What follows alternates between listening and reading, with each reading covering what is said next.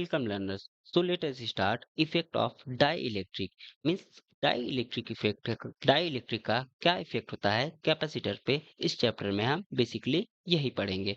तो सबसे पहले dielectric होता क्या है? The insulators in which microscopic local displacement of a charge take place in the presence of electric field are known as dielectric। मतलब कहने का इसका क्या है कि लेट से ये क्या था हमारा, जब कोई इलेक्ट्रिक फील्ड नहीं था तो ये सारे रैंडम मोशन में थे और जब यहाँ पे इलेक्ट्रिक फील्ड अप्लाई ये लगाया गया तो क्या हुए, नेगेटिव वाले ये पॉजिटिव प्लेट था इसका और ये नेगेटिव प्लेट था इलेक्ट्रिक फील्ड का, और पॉजिटिव से नेगेटिव की और डायरेक्शन था इसका। तो नेगेटिव वाले सारे पॉजिटिव की ओर चले जाते हैं और पॉजिटिव वाले सारे नेगेटिव प्लेट की ओर आ जाते हैं। तो यहाँ से ये तो मिनिमाइज हो गया, लेकिन ये जो बीच में जो पोर्शन बचता है इसके कारण इसका इंटरनल इलेक्ट्रिक फील्ड कुछ ना कुछ होता है। इसी वजह से यहाँ पे लिखा गया क्या है कि electric field are known as presence of electric field are known as dielectrics. ठीक है, तो डाई इलेक्ट्रिक्स क्या होते हैं? नॉन कंडक्टर होते हैं। ठीक है, up to a certain value of field depending on its nature. If the field exists, the limiting value called dielectric strength, यानी कि इलेक्ट्रिक फील्ड तक हम वहां तक बढ़ाएंगे, इलेक्ट्रिक फील्ड बढ़ाएंगे जहां तक ये पोलराइज ना हो जाए। ठीक, जब ये पोलराइज होने लगते हैं तो यही इसकी होती है limiting value. They lose their insulating property and begin to conductor. अब जैसे ही ये इलेक्ट्रिक फील्ड के डायरेक्शन में पोलराइज हो जाता है तो वो कंडक्टर की तरह बिहेव करने लगता है।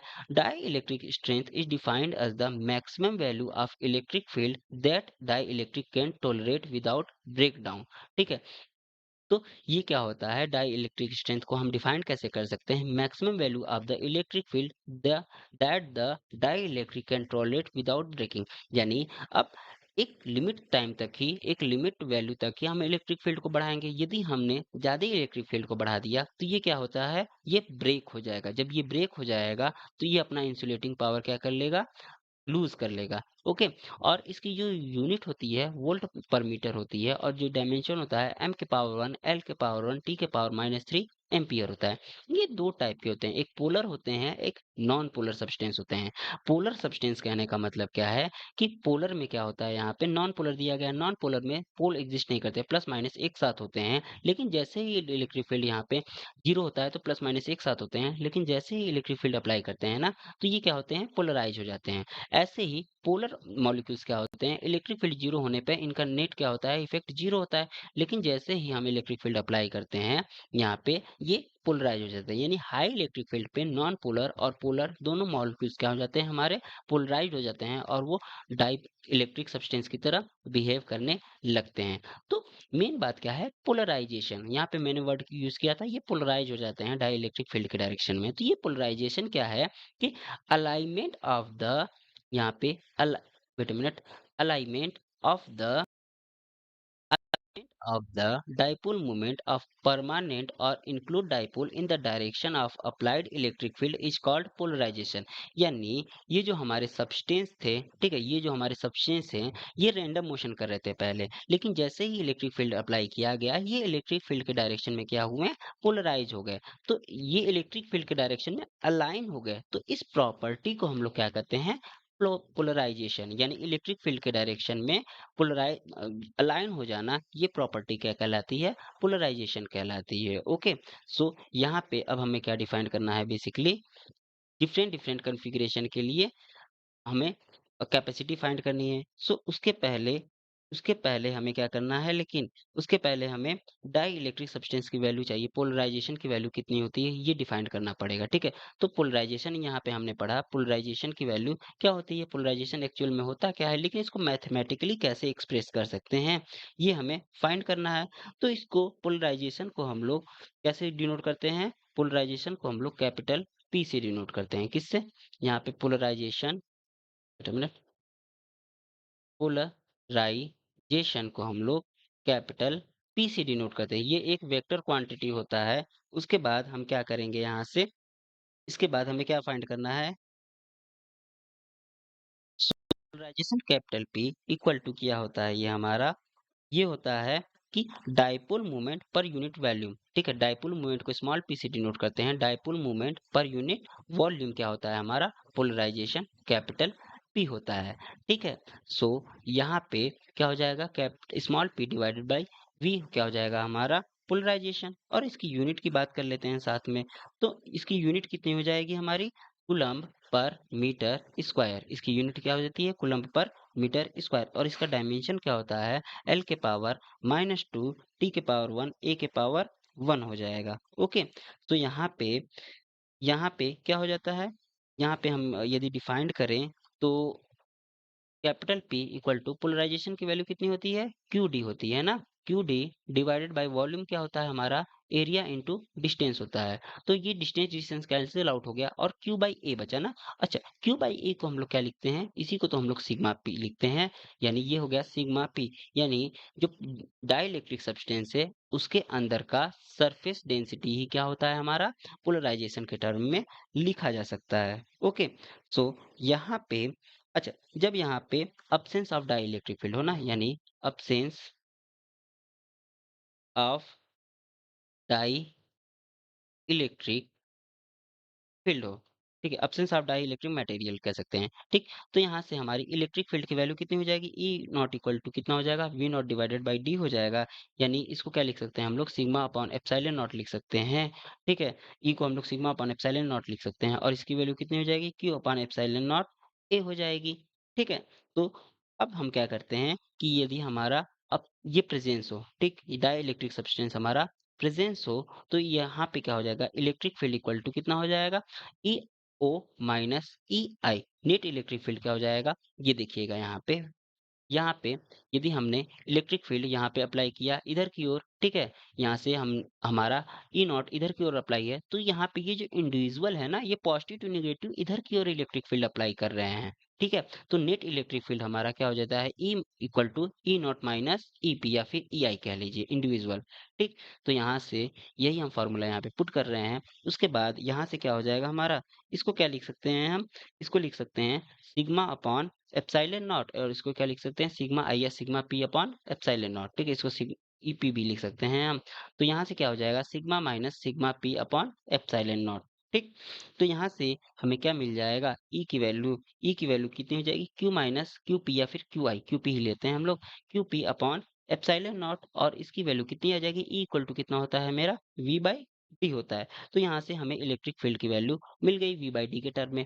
ओके, सो इसके बाद हम क्या करेंगे, अब इसमें यहाँ पे अब हमें क्या करना है, जब हमारा अब्सेंस हो, ठीक है, जब हमारा अब्सेंस हो डाई इलेक्ट्रिक मटेरियल, तो सी नॉट इक्वल टू कितना हो जाएगा हमारा, क्यू अपॉन वी नॉट हो जाएगा, ठीक। अब हमारा ये जब प्रेजेंट होता है तो उसके लिए हमारी वैल्यू कितनी हो जाती है, सी की वैल्यू ये हो जाती है q minus q p divided by v हो जाएगा, ठीक। तो यहाँ से अब हमें क्या मिल जाएगा, यहाँ से हमें मिल जाएगा, वेट अ मिनट, यहाँ से हमें क्या मिल जाएगा, के या फिर एप्सिलॉन आर की वैल्यू, के या फिर एप्सिलॉन आर की वैल्यू कितनी मिल जाएगी, ये डिफाइंड होती है ई नॉट अपॉन ई से, और ये हो जाएगा हमारा वी नॉट अपॉन वी, और ये हो जाएगा हमारा c not upon c upon c not. इसकी वैल्यू कितनी आ जाएगी, q upon q minus q p, और इसकी वैल्यू कितनी आ जाएगी, sigma upon sigma minus sigma p आ जाएगी, ठीक है।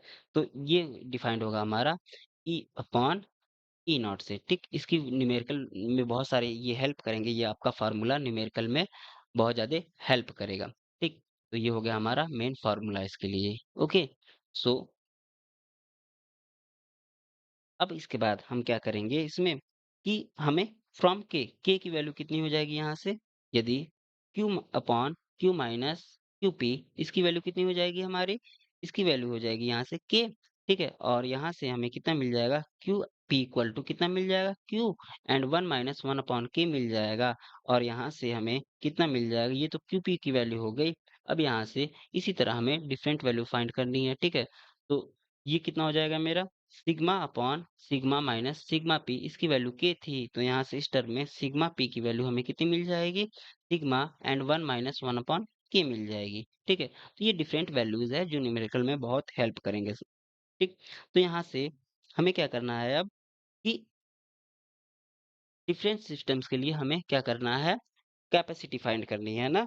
तो यदि if capacitors is partially filled with dielectric. यदि हमारा कैपेसिटर्स क्या हो, पार्शियली फिल्ड हो डाई इलेक्ट्रिक सब्सटेंस से, तो ये क्या हो जाएगा, इसके लिए पोटेंशियल दिखेगा। सबसे पहले पोटेंशियल लिखना पड़ेगा। तो पोटेंशियल इक्वल टू कितना हो जाएगा, सबसे पहले पोटेंशियल इक्वल टू कितना होता है, वी इक्वल टू ईडी होता है, वी इक्वल टू ईडी होता है ना। तो यहाँ पे ये लेट से डी डिस्टेंस तक का ओवरऑल है, और आर डिस्टेंस में हमारा क्या भरा गया है, इसमें डाइलेक्ट्रिक सब्सटेंस भरा गया है। तो V इक्वल टू कितना हो जाएगा, सबसे पहले वैक्यूम के लिए ई नॉट, और इसकी डिस्टेंस कितनी हो जाएगी, डी माइनस टी हो जाएगी थिकनेस। और यहाँ पे डाइलेक्ट्रिक सब्सटेंस के लिए ई, और ये क्या हो जाएगा, इसकी डिस्टेंस, ये टी है ना, आर नहीं है, ये टी है। ठीक है, तो ये ई टी हो जाएगा। ठीक, तो यहाँ से हम क्या लिखेंगे, यहाँ पे, यहाँ से हमारा क्या हो जाएगा, अच्छा हमें क्या पता है, e not divided by e not, यहाँ से ई नॉट और divided by e equal to कितना होता है हमारा, के या एप्सिलॉन आर होता है ना, के या फिर एप्सिलॉन आर, लेट से ये के होता है। ठीक है, तो यहाँ से एप्सिलॉन आर ही लिख लेते हैं। ठीक, एप्सिलॉन आर। तो यहाँ से हमें ई की वैल्यू कितनी मिल जाएगी, ई नॉट डिवाइडेड बाई कितनी मिल जाएगी, e not divided by epsilon r मिल जाएगा। तो यहाँ से हमें क्या मिल गया, ई नॉट और डी माइनस टी, और प्लस ये क्या मिल जाएगा हमें, e not divided by epsilon r, और ये क्या हो जाएगा मेरा टी। ओके, तो यहाँ से हमें पोटेंशियल की वैल्यू कितनी मिल जाएगी, ई नॉट तो हमारा कॉमन है। ठीक, और यहाँ से कितना मिल जाएगा, D minus t plus T upon के या फिर एप्सिलॉन आर। ठीक, ये मिल गया हमें। अब यहाँ से हमें क्या करना है, ई नॉट की वैल्यू पुट करनी है। जो ई नॉट की वैल्यू होती है वो कितनी होती है, सिग्मा अपॉन एप्सिलॉन नॉट ना, सिग्मा अपॉन एप्सिलॉन नॉट होती है। और ये हो गया हमारा सिग्मा अपॉन एप्सिलॉन नॉट। अच्छा, sigma equal to q by a होता है ना, तो यहाँ से डायरेक्ट लिखते हैं q upon a epsilon not. ठीक है, यहाँ से क्या हो जाएगा मेरा, d minus t plus t by epsilon r. अब यहाँ पे क्या करेंगे हम, सी की वैल्यू फाइंड करेंगे। ठीक है, तो सी की वैल्यू कितनी होती है, सी की वैल्यू क्यू बाई वी होती है। तो यहाँ से पुट करेंगे तो क्यू क्यू कैंसिल आउट हो जाएगा, और ये बचेगा हमारा a epsilon not divided by d minus t plus t by epsilon r. ठीक है, ये हो गया हमारा सी की वैल्यू।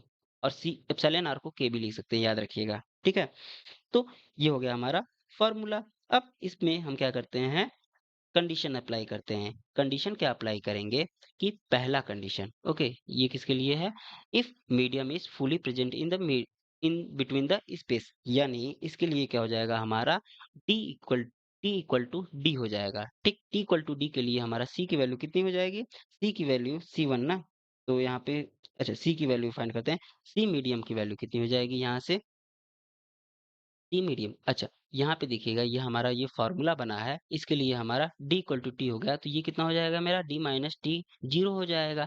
यानी हमें कितना मिल जाएगा यहाँ से, c medium a epsilon not divided by zero, यानी टी अपॉन एप्सिलॉन नॉट, और सॉरी एप्सिलॉन आर, और यहाँ से आ जाएगा ये कितना, a epsilon not divided, a epsilon not epsilon r divided by t हो जाएगा, और ये क्या हो जाएगा, a epsilon divided by t हो जाएगा। ये हो गया इसके लिए formula. Okay, so next condition हमें क्या अप्लाई करना है इसमें, नेक्स्ट कंडीशन अप्लाई करना है, if the capacitor is partially filled by the conducting slab of the thickness. यदि ये कंडक्टिंग स्लैब से फिल्ड है, ठीक है, यहाँ पे देखिएगा, यहाँ पे ये क्या है हमारा, dielectric slab, dielectric slab के लिए लेट्स क्या लेते हैं, ये के ही होगा। ठीक है, डाई इलेक्ट्रिक स्लैब के लिए ये के ही लेट कर लेते हैं। ठीक, तो ज्यादा बेटर रहेगा। ये के हो गया हमारा, यहाँ भी इसको हम के लिख सकते हैं। ठीक है, यहाँ भी हम के इसको लिख सकते हैं। ओके, तो ये इन सब चीज़ों को के कह दीजिएगा। अब हमारा जो अगला कंडीशन क्या कह रहा है, कि डाइइलेक्ट्रिक, यहाँ पे क्या है, अब डाइइलेक्ट्रिक स्लैब नहीं फील्ड है, ये कंडक्टिंग स्लैब फील्ड है। तो कंडक्टिंग स्लैब के लिए हम बता दे रहे हैं आपको, वेट अ मिनट, ये हमारा क्या है, कंडक्टिंग मीडियम, कंडक्टिंग स्लैब है ना। तो कंडक्टिंग स्लैब के लिए क्या होता है, कि लेट्स से ये हमारा पॉजिटिव है, ये हमारा क्या है, निगेटिव है। अब हमने यहाँ पे क्या है, positive negative, positive negative, negative positive, सारे क्या है, मटेरियल है। ठीक, निगेटिव पॉजिटिव, ठीक है, निगेटिव पॉजिटिव। यहाँ पे जैसे ही ये पहले स्टार्टिंग में ऐसे थे, ठीक, अब हम क्या किए, यहाँ पे जब हमारा इलेक्ट्रिक फील्ड जीरो था, जैसे ही हमने इलेक्ट्रिक फील्ड अप्लाई किया, तो सारे के सारे पॉजिटिव, ये क्या था, वेट अ मिनट, ये हमारा यहाँ पे इलेक्ट्रिक फील्ड यहाँ पे अब जीरो नहीं है। तो यहाँ पे सारे के सारे ये पॉजिटिव प्लेट हो गया, ये नेगेटिव प्लेट हो गया, तो सारे नेगेटिव यहाँ पे आ जाएंगे, सारे पॉजिटिव यहाँ पे आ जाएंगे, यानी सेम अमाउंट में। यहाँ पे कितना हो जाएगा, ये इसको बैलेंस कर देगा, ये इसको बैलेंस कर देगा, यानी हमारा क्या हो जाएगा, इनसाइड इलेक्ट्रिक फील्ड जीरो हो जाएगा। ठीक है, e output minus e p e i, और ये क्या हो जाएगा, हमारा दोनों सेम अमाउंट में रहेंगे, तो ये हमारा जीरो हो जाएगा, यानी इनसाइड इलेक्ट्रिक फील्ड कितना होता है कंडक्टिंग स्लैब के लिए, जीरो होता है। सो यहाँ पे हमें क्या डिफाइन करना था, यदि हमने कंडक्टिंग स्लैब पुट किया तब हमारा फार्मूला क्या बनेगा, तो पोटेंशियल V इक्वल टू इसके लिए कितना हो जाएगा, सबसे पहले ये हमारा थिकनेस टी है ना, तो यहाँ से हमारा हो जाएगा सबसे पहले कि इस मीडियम के लिए तो ये हो जाएगा हमारा ई नॉट और डी माइनस टी, अब ये जीरो हो जाएगा। ठीक है, ई टी लिखेंगे तो यहाँ तो इलेक्ट्रिक फील्ड क्या हो जाएगा हमारा जीरो, तो यानी ये जीरो बन गया, यानी हमें कितना मिला, केवल ई नॉट डी माइनस टी मिला। तो यहाँ से हमें ई नॉट की वैल्यू पुट कर देते हैं, यानी ये क्या होता है, Q upon a epsilon not होता है, और ये क्या हो जाएगा मेरा डी माइनस टी हो जाएगा। तो यहाँ से हमें सी फाइंड करना है, सी इक्वल टू कितना हो जाता है मेरा, क्यू बाई वी हो जाता है, तो ये कितना हो जाएगा मेरा ए एप्सिलॉन नॉट अपॉन, अच्छा यहाँ पे कितना हो जाएगा क्यू अपॉन सॉरी, हाँ, तो ये कितना हो जाएगा Q upon A app sorry Q upon a epsilon not और डी माइनस टी ना, तो यहाँ से v की वैल्यू है यहाँ पे, वेट अ मिनट, e, और ये तो ठीक था, हाँ, तो c की वैल्यू कितनी हो जाएगी मेरी, q बाई वी ना, तो यहाँ से हमें कितना मिल जाएगा, a epsilon not d minus t मिल जाएगा। ठीक है, तो ये सी की वैल्यू हो गई हमारी। ओके, अच्छा, यहाँ पे क्या करेंगे हम, यदि हमें एप्सिलॉन नॉट के टर्म में बताना है, तो यहाँ से हम क्या कर सकते हैं इसमें, यहाँ, अच्छा ठीक है, इतना ही सही है, इतना बेटर है। ठीक, तो अब हम क्या करेंगे, हमें जो अगला टॉपिक बताना है वो क्या हो जाएगा हमारा, distance and the area division by the dielectric, distance और एरिया डिवीजन करना है। ठीक है, तो डिस्टेंस डिवीजन, यदि हम डिस्टेंस डिवीजन कर रहे हैं तो इसमें क्या हो जाता है, distance is divided and area remain same. ठीक, डिस्टेंस हमारा डिवाइड हो गया और एरिया इसका क्या रहा, सेम हो गया। यहाँ पे एप्सिलॉन आर वन हो गया, ये यहाँ पे वेट अ मिनट, ये एप्सिलॉन आर वन हो गया इसका, और ये क्या हो जाएगा एप्सिलॉन आर टू मीडियम का हो गया। ठीक, ये क्या है इसका डाइलेक्ट्रिक वैल्यू है, डाइलेक्ट्रिक कांस्टेंट की वैल्यू एप्सिलॉन आर वन और एप्सिलॉन आर टू है।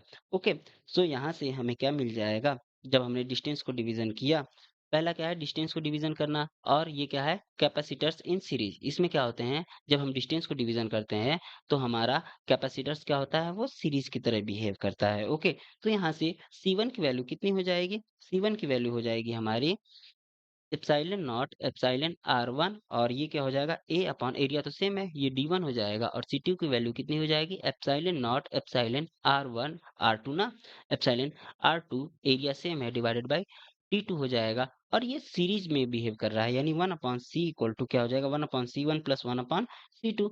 जब इसको सॉल्व करेंगे तो ये कितना आ जाएगा मेरा, d one upon epsilon not epsilon are one और a plus d two upon epsilon not epsilon are two a. ठीक है, इसको सॉल्व करेंगे ओवरऑल, तो हमें कितना मिल जाएगा यहाँ से, हमें मिल जाएगा, अच्छा इसको सॉल्व कर लेंगे तो ये सी की वैल्यू कितनी मिल जाएगी, यहाँ से सी की value epsilon not A and epsilon are one epsilon are two divided by कितना मिल जाएगा हमें, D one epsilon epsilon are two and D two epsilon are one.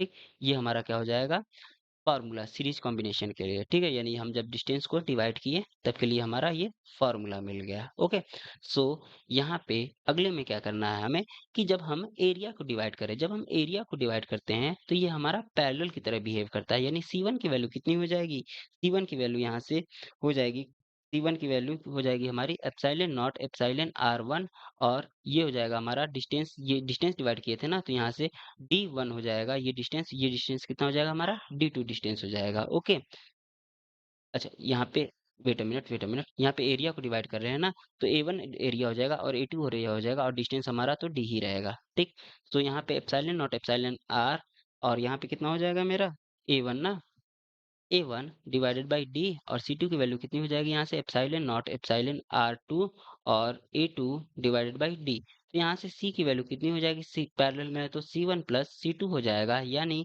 हमें कितना मिला epsilon not divided by D, तो common था, यानी यहाँ पे क्या बचा हमारा epsilon are one A one plus epsilon are two और ए टू बचा। ठीक, तो ये इसके लिए क्या हो गया हमारा फार्मूला हो गया। ठीक, ये इसके लिए हमारा ओवरऑल फार्मूला हो गया। तो equal to, wait a minute, equal to epsilon not divided by D, और ये डी है, ठीक है। और ये epsilon R1 A1 plus epsilon R2, यहाँ पे R1 और R2, ये नीचे होगा ना,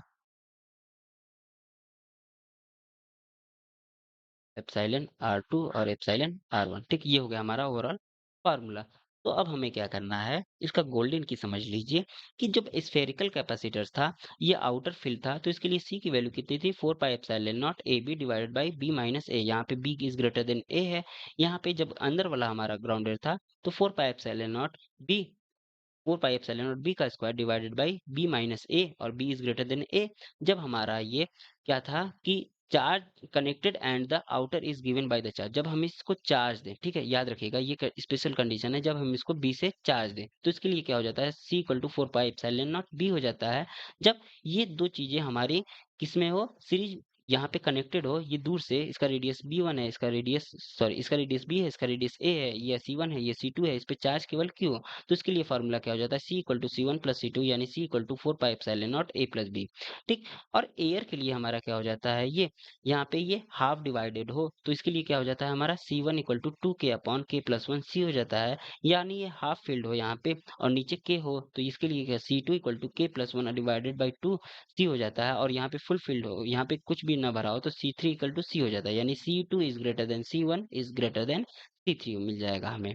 सो यहाँ पे चार्जिंग एंड डिस्चार्जिंग का भी कॉन्सेप्ट पढ़ लेते हैं, इसमें इससे भी क्वेश्चंस आते हैं। ठीक है, तो चार्जिंग क्या है कि when a capacitor resistance battery and key is connected in a series and key is released, then तब क्या होता है हमारा, charge at any stand point v equal to v c हो जाएगा मेरा प्लस वी आर। अच्छा, वी सी की वैल्यू कितनी होती है, क्यू बाई आर, और वी आर की वैल्यू आई बाई आर होती है। ठीक, तो यहाँ से हम क्यू बाई सी लिख लेंगे, और यहाँ पे i equal to d q upon d t by r लिख लेंगे। यहाँ से क्यू की वैल्यू कितनी आ जाएगी, सी वी 1 माइनस ई के power minus T divided by R C, यानी क्यू नॉट, सी वी कितना होता है हमारा, क्यू नॉट होता है, तो क्यू नॉट 1 माइनस ई और के power T minus divided by R C हो जाएगा। यहाँ पे आर सी को हम लेंगे टाइम कांस्टेंट, आर सी हमारा कांस्टेंट है, इसको लेंगे टाउ। ठीक है, क्या लेंगे, टाउ लेंगे। तो क्यू इक्वल टू क्या मिल जाएगा हमें, क्यू नॉट 1 माइनस ई के पावर माइनस 1, और ये क्या हो जाएगा, let say at T equal to tau के लिए हमारा क्या हो जाएगा 0.632, और ये क्यू नॉट बन जाएगा। ठीक है,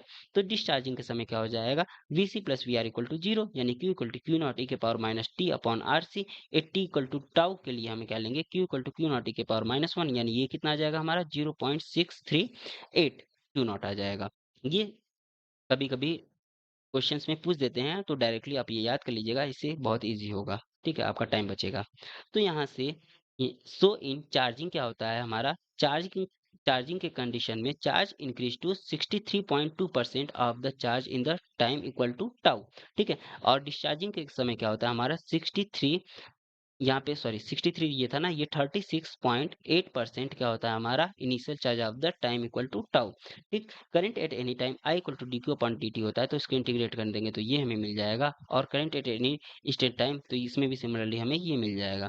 तो potential at any time V equal to क्या होता है, वी नॉट 1 माइनस ई और माइनस टी के पावर ई के power minus T by R C हो जाएगा, और इसके लिए यहाँ से वन वाला फैक्टर हट जाता है। ओके, सो इस पे कुछ न्यूमेरिकल सॉल्व कर लेते हैं। यहाँ पे हमारा पहला न्यूमेरिकल क्या इस क्वेश्चन में दिया गया है, पहला न्यूमेरिकल है the distance between the plates of a parallel plate capacitor is 0.05 metre, a field of 3 into, ये इंटू है, वेट अ मिनट, ये इंटू है 10 के power 4 volt metre is stabilise between the plate, it is disconnected from the battery and the uncharged metal plate of a thickness 0.01 meter is inserted into the, before introduction the metal plate, and after its introduction what would be the potential difference if a plate of a dielectric constant k equal to 2 it introduced in the place of the metal plate। ठीक, तो इसको सबसे पहले पहला वाला इसका portion solve करते हैं। ठीक है, तो पहला वाला पोर्शन सॉल्व करने के लिए हमें क्या फॉर्मूला अप्लाई करना पड़ेगा, v इक्वल टू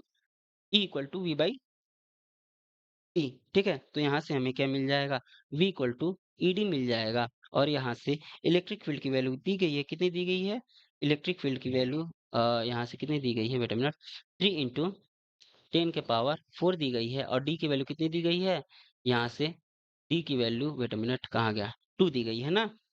यहाँ से वेट अ मिनट डिस्टेंस हमारा 0.05 दिया गया, 0.05 दिया गया है। ठीक, तो इसकी वैल्यू कितनी आ जाएगी हमारी? 1.5 किलो वोल्ट आ जाएगी। ठीक, तो यहाँ से हमें V की वैल्यू मिल गई। अब हमें क्या करना है, अगले पार्ट में क्या सॉल्व करना है, अगले पार्ट में आफ्टर इट्स इंट्रोड्यूसिंग, ठीक है, अब हमने डाइलेक्ट्रिक सब्सटेंस को इंट्रोड्यूस कर दिया, तो यहाँ से क्या हो जाएगा हमारा, क्यू क्यू तो हमारा कांस्टेंट रहेगा, क्यू हमारा कांस्टेंट रहेगा। ठीक, यहाँ से सी प्राइम और वी प्राइम चेंज होंगे, तो यहाँ से हमें क्या मिल जाएगा, क्यू इक्वल टू क्या होता है हमारा, सी वी होता है। ठीक है, तो ये क्या हो जाएगा हमारा, सी प्राइम वी प्राइम हो जाएगा। यहाँ से हमें वी प्राइम इक्वल टू कितना मिल जाएगा, सी अपॉन सी प्राइम वी मिल जाएगा। और यहाँ से हमें क्या करना है, सी की वैल्यू कितनी होती है, यहाँ पे सी की value, wait a minute, C की वैल्यू होती है epsilon not A, C nought की वैल्यू ना, सी की वैल्यू सॉरी, सी की value epsilon not A by T होती है। और यहाँ पे क्या हो जाएगा, सी प्राइम की वैल्यू कितनी हो जाएगी, सी प्राइम की वैल्यू हो जाएगी एप्सिलॉन नॉट ए, और कुछ थिकनेस में प्रूव किया गया था, यानी D minus t plus t by के हो जाएगी। ठीक, तो ये फॉर्मूला अप्लाई करेंगे यहाँ पे, यानी हमें यहाँ पे कितना मिल जाएगा, यहाँ पे हमें वी प्राइम की वैल्यू मिल जाएगी कितनी, दोनों दोनों को पुट कर लेते हैं, तो यानी यहाँ से हमें कितना मिल जाएगा, डी माइनस टी और प्लस टी बाई के, और डिवाइड में कितना मिल जाएगा हमें, डी और मल्टीप्लाई बाई कितना, पोटेंशियल वी। ठीक है, ये मिल गया अब हमें। तो इसके बाद हम क्या करेंगे यहाँ से, इसके बाद हम सारी वैल्यूज को पुट कर लेते हैं। तो इस केस में क्या करना है हमें, कि इन केस मेटल प्लेट है ना, तो मेटल प्लेस अस के इक्वल टू इसके लिए इनफाइनाइट हो जाएगा, तो यहाँ से वी ऑफ मीडियम की वैल्यू कितनी हो जाएगी, D minus t upon T. ठीक है, मल्टीप्लाई बाई वी, और इसकी वैल्यू कैलकुलेट करेंगे तो 0.05 था, ये थिकनेस क्या था हमारा, 0.01 था, और डी की वैल्यू कितनी थी, 0.05 थी। तो इसकी वैल्यू वीएम की वैल्यू कितनी आ जाएगी मेटल सरफेस के लिए हमारी, 1.2 किलो वोल्ट आ जाएगी। ठीक है, अब थर्ड कंडीशन में इसमें क्या बताना है, कि यहाँ पे सेकंड कंडीशन हो गया ना, तो यहाँ पे थर्ड कंडीशन में क्या बताना है, जब हम के इक्वल टू 2 पुट करें। ठीक है, तो के इक्वल टू 2 पुट करने के लिए हमारा वीएम कितना हो जाएगा, वीडी। ठीक है, वीडी इक्वल टू कितना हो जाएगा, 0.05 माइनस 0.01, ठीक, मल्टीप्लाई, और फार्मूला क्या था, प्लस टी बाई के था ना, तो टी कितना था, 0.01 डिवाइडेड बाई के था, तो के हमने लिख दिया कितना, 2 लिख दिया, और यहाँ से कितना आ जाएगा, डी था, तो ये कितना हो जाएगा हमारा, 0.05, और मल्टीप्लाई बाई, हमें किससे मल्टीप्लाई करना है यहाँ पे, 1.5 से ना, 1.5 से मल्टीप्लाई करना है, तो ओवरऑल वीडी की वैल्यू कितनी आ जाएगी, कैलकुलेट करेंगे तो 1.35 किलो वोल्ट, ये हो गया मेरा फाइनल आंसर।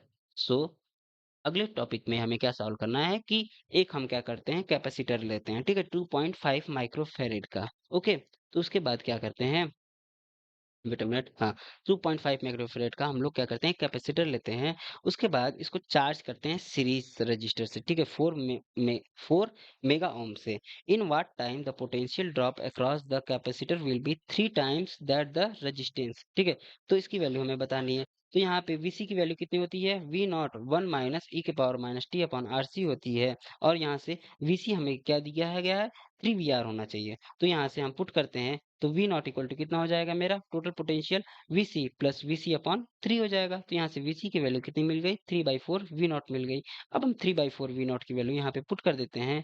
ठीक, तो यहाँ से हमें कितना मिल जाएगा, हमें वी नॉट 1 माइनस ई के पावर माइनस टी, अब डिवाइडेड बाई आर सी, तो यहाँ से क्या हो जाएगा, वी नॉट कैंसिल आउट हो जाएगा, यानी 3/4 इक्वल टू कितना मिल जाएगा हमें, वन माइनस ई के पावर 1 माइनस ई के power minus T divided by R C. इसको सॉल्व करेंगे तो हमें 4 इक्वल टू कितना मिल जाएगा, ई के power t upon r c मिल जाएगा। अब हम क्या करेंगे, इसका लॉग ले लेंगे दोनों साइड, लॉग लेने के बाद इसको सॉल्व करेंगे, और हमारा जो फाइनल आंसर आ जाएगा टाइम के लिए बारीक की सारी वैल्यूज को पुट करेंगे तो कितना आ जाएगा, 13.86 सेकेंड आ जाएगा, ये हो जाएगा इसके लिए फाइनल आंसर। So thanks.